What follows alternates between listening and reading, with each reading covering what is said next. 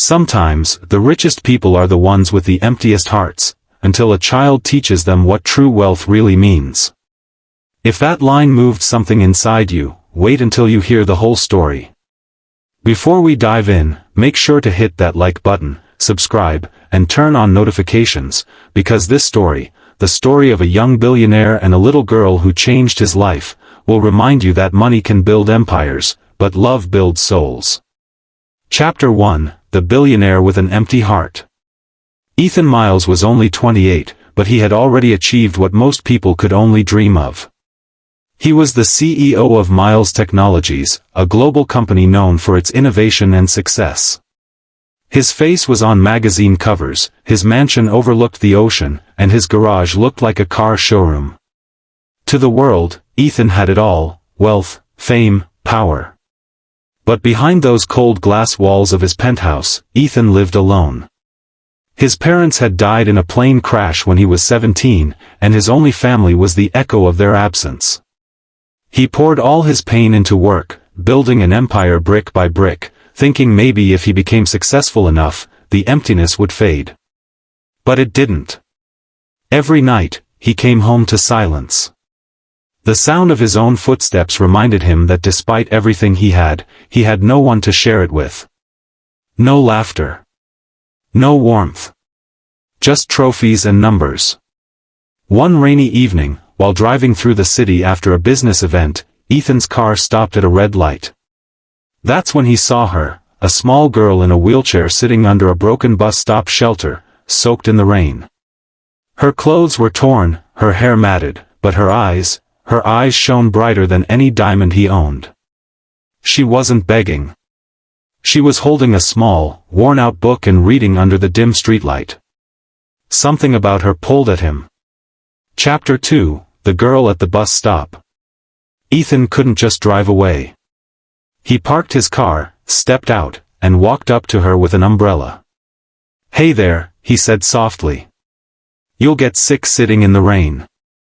The girl looked up, startled but polite. "I'm okay, sir. The rain's not that bad."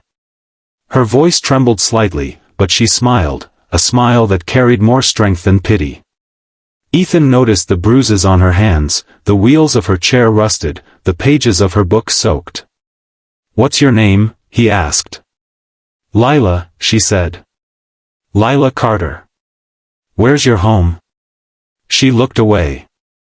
"I don't really have one right now." Ethan's heart sank. He had seen poverty before, but there was something about this little girl's calm acceptance of her pain that shattered him. He offered her a ride to a shelter, but she refused at first. "People don't usually do nice things for free," she said quietly. He smiled faintly. "Then maybe it's time someone did." After a moment, she nodded, and he helped her into his car. She clutched her old book tightly as if it were her only treasure. Chapter 3, A Connection Beyond Worlds.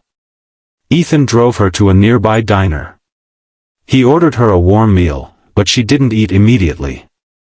Instead, she prayed softly before touching the food. He watched her, mesmerized.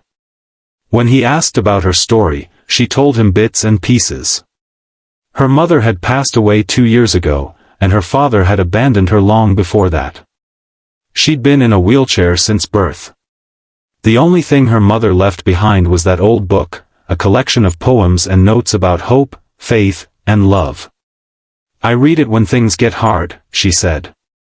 "It reminds me that good people still exist." Those words hit him like a wave. Ethan had money, status, and luxury, but he couldn't remember the last time he'd felt hope. That night, he called one of his employees and arranged for a comfortable room for Lila at a nearby children's shelter. But even as he drove home, her words echoed in his mind: good people still exist. Chapter 4, The Decision to Adopt. Days turned into weeks, and Ethan found himself visiting Lila often. They read books together, watched cartoons, and talked for hours about life. She had a way of making even silence feel peaceful. For the first time in years, Ethan laughed, really laughed. He'd bring her little gifts, but she always said the same thing. You don't have to buy me anything. You already give me time, and that's something no one else ever has. That single line broke him. One evening, while watching her paint at the shelter, Ethan made a decision that would change both their lives. He approached the social worker and said, "I want to adopt her." The woman looked at him, surprised. "Mr. Miles, adopting a child is a serious decision. Are you sure you're ready for that kind of commitment?" He smiled softly. "For the first time in my life. I think I am." Chapter 5, The Hard Truth. The adoption process wasn't easy. Because of Ethan's status, everything was scrutinized, his background, his intentions, his mental health. The media got wind of it, too. Headlines screamed, "Billionaire to adopt orphaned girl in wheelchair, publicity stunt or genuine compassion?" Ethan ignored the noise, but it got harder when investors began questioning his decisions. A child could be a distraction, they warned. Still, he pressed on. Every visit to the shelter reminded him why he was doing it. One afternoon, he finally told Lila, "I'm trying to adopt you." She froze, eyes wide. "Adopt, me?" He smiled. "Yeah. You'd have a home. You'd never have to worry again." But to his shock, Lila's expression wasn't joy, it was sadness. "Mr. Ethan," she whispered, tears welling in her eyes, "I can't let you do that." Chapter 6, Her Words That Broke Him. Ethan was speechless. "Why not, Lila? Don't you want a family?" Her voice trembled, but her eyes stayed steady. "I do. More than anything. But I don't want to be adopted because you feel sorry for me. You're a good man, Mr. Ethan, but I don't want to be your charity. I want to be someone's choice, not someone's project." Tears stung Ethan's eyes. He had never met anyone so brave, so honest. She continued softly, "You gave me hope again. You made me believe good people exist. But I don't want to take your life away just to fix mine. You already gave me what I needed, love." Those words, they broke him completely. He had spent years trying to buy happiness, and here was a little girl teaching him that love wasn't something money could ever buy. Ethan knelt beside her wheelchair and said through tears, "Lila, you're not my charity. You're my family, if you'll let me be yours." Chapter 7, The Miracle. Months passed. Lila stayed in the shelter, but Ethan never stopped visiting. Slowly, he worked with doctors and specialists to help improve her mobility. One day, during one of their therapy sessions, she managed to move her leg, just a little. The entire room burst into cheers, but Ethan just stood there, crying silently. "You did it," he whispered. "No," she said, smiling through tears. "We did it." After a long legal battle and emotional hurdles, the day finally came. Lila officially became Lila Miles. The adoption papers were signed, and Ethan carried her out of the courthouse as photographers snapped pictures. But this time, he didn't care about headlines. He had found his family. Chapter 8, The New Beginning.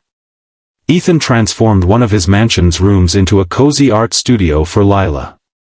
The walls were filled with her paintings, all bright and full of life. Every morning, they'd have breakfast together, and every night, they'd read the book her mother left her. Sometimes they laughed, sometimes they cried, but always, they were together. One evening, while watching the sunset, Lila looked up at him and said, "You know, Mr. Ethan, I used to think miracles didn't happen to people like me. But now I know, sometimes, the miracle is just someone deciding to care." He smiled, tears glistening in his eyes. "And sometimes, the miracle is meeting someone who teaches you what life really means." Chapter 9, The Message. Years later, Lila grew up and became an artist and motivational speaker. She used her story to inspire thousands, talking about kindness, hope, and the power of choosing love over pity. Ethan was always there in the front row, cheering her on with pride. Their story became a symbol, not of wealth or fame, but of what it means to truly see another human being. Because sometimes, it's not about how much money you have. It's about how much heart you're willing to give. If this story touched your heart, don't forget to like this video, share it with someone who needs hope today, and subscribe to the channel for more stories that remind us of the power of love, compassion, and second chances. Because as Lila once said, sometimes the smallest acts of kindness create the biggest miracles. Red Heart.